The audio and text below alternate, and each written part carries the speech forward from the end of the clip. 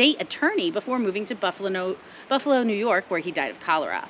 Among Nathaniel Carter's grandchildren was David C. Carter, who was an Arkansas newspaper editor, Chief Justice at the Cherokee Nation, and an important figure in Indian affairs, and one of General George Washington's trusted advisors. General Herman Swift was one of the earliest Dudleytown residents, and he later removed himself to another section of Cornwall before sitting on the bench of the Litchfield County Court.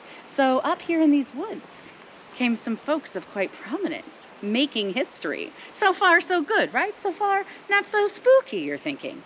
Yet, despite the steady rise of Dudleytown and the worldly success of so many of its sons and daughters, dark forces seem to be operating in Owlsbury. Some malevolent spirit, some ill fortune dogged the village's every step forward until in the period following the American Civil War.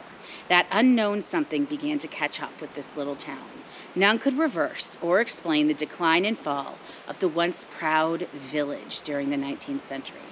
Gradually, the descendants of the original settlers moved away or died, often under very tragic circumstances. With no new families moving in to occupy the abandoned homestead, the houses that had stood here for 100 years crumbled, and their massive hand-hewn beams collapsed into dank cellar holes to decay among the shattered shards of vital life beneath protective blankets of wild tiger lilies. Untrimmed brush and vines turned dark entry and Dudleytown roads into little more than tangled hiking trails as high in the foliage of the second-growth trees that cast the remains of the Dudleytown into perpetual gloom. You can even start to see how many trees started to grow, generations of generations. We have this large looming dead one right next to me that must have been here perhaps during the height of Dudleytown, but all this new growth coming up in the abandonment of it.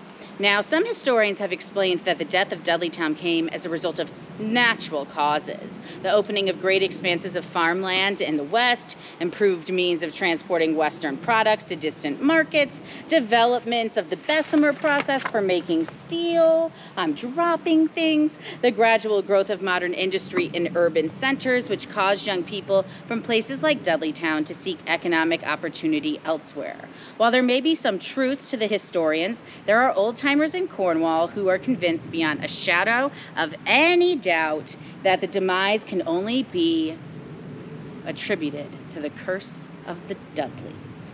So what is the curse of the Dudleys? They say that the trouble started back, actually, in the reign of England's despotic King Henry VII from 1485 to 1509. So we're really going far back for this curse. And this is when some early ancestors of the Dudleys who first came to America met untimely ends. In the early years of the 16th century, one Edmund Dudley had his head chopped off on orders of the king after he made himself a general nuisance.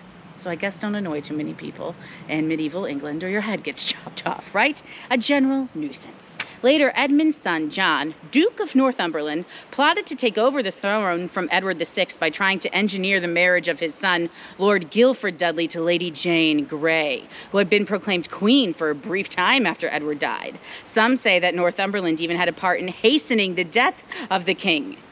In any event, the elaborate plot failed, and both Dudleys and Lady Jane literally lost their heads over the matter. More losing of the heads, should you have any funny business again.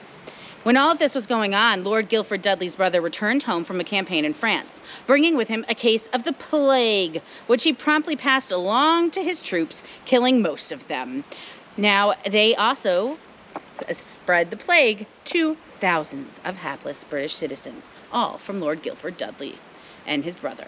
To say that the Dudleys were extremely bad news in 16th century England would belabor the obvious, says our lovely author here. The Dudley curse was obviously working overtime. Still another of Guilford Dudley's brothers, the Earl of Leicester, became a favorite of Queen Elizabeth and never lost his head.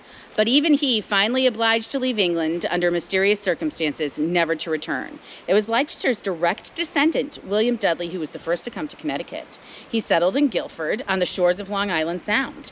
3 of William Dudley's great-grandsons were the ones who gave their family names to the new home in the Cornwall Hills, where they moved there from Guilford in the mid-1700s. People say that the curse transported by William Dudley across the Atlantic to Connecticut lay dormant for a bit after his descendants moved to Dudleytown, as we can see by some of the great successes there. But not many years passed before one of the Dudley brothers himself was touched by the family jinx. The victim was Abiel Dudley, who lived on the village long after his brothers had departed.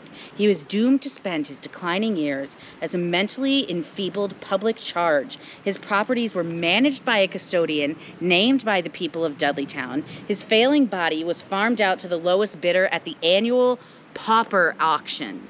You heard this right. Poor people being farmed out at auction, including Abiel Dudley. He was called Old Beale and died at the age of 90 and was considered a pathetic pauper. William Tanner, a neighbor and contemporary of Beale Dudley, lived even longer. But for many years before his death at the age of 104, they say he was half crazy and completely dependent upon the constant care of his widowed daughter. Everyone knew that Tanner was never quite right in the head after the murder of Gershorn Hollister, which took place in his home and generated a lengthy investigation, wide publicity, and lots of small-town gossip. Bearers of the legend of the Dudleytown curse are even more enthusiastic about the terrible trials of the Carter families than they are about Abiel or William. Around 1700, one Robert Carter had left his native Bristol, England, and migrated, like William, to Guildford. In the course of time, two of his sons, Adoniram and Nathaniel, these names. My sister's looking for boy baby names. I might suggest some of these wild ones to her, see what she says. Adoniram and Nathaniel found their way to Dudleytown, there to raise their families. They hoped in peace and comfort. Unfortunately, the Carters came to the wrong place. Nathaniel Carter probably set the curse in motion by purchasing the house occupied by Beale Dudley and owned by Beale's brother Barzillai. These names when he moved to Dudleytown in 1759. He married to Sarah Bennett 20 years earlier. Nathaniel had already sired a large family by the time he reached Cornwall. Although one of the children died and another married shortly after their arrival in Dudleytown, Nathaniel and Sarah still had 5 children at home during most of their 4-year residence in the old Dudley place. Then Nathaniel made a fateful decision.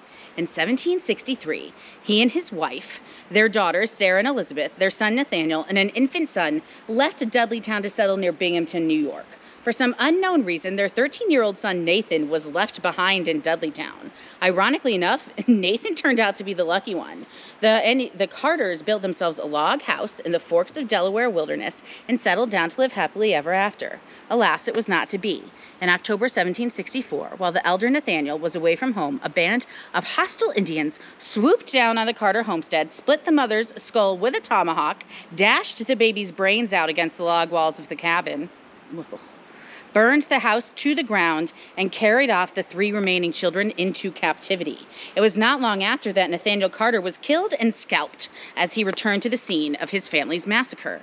The 3 Carter children were led by their captors into Canada, where Sarah and Elizabeth, with the help of some British officials, were ransomed and returned to Connecticut. However, neither recovered. According to historical documents, Sarah was a stark, mad thing until her death. While her sister eventually married, she remained an invalid for the rest of her life.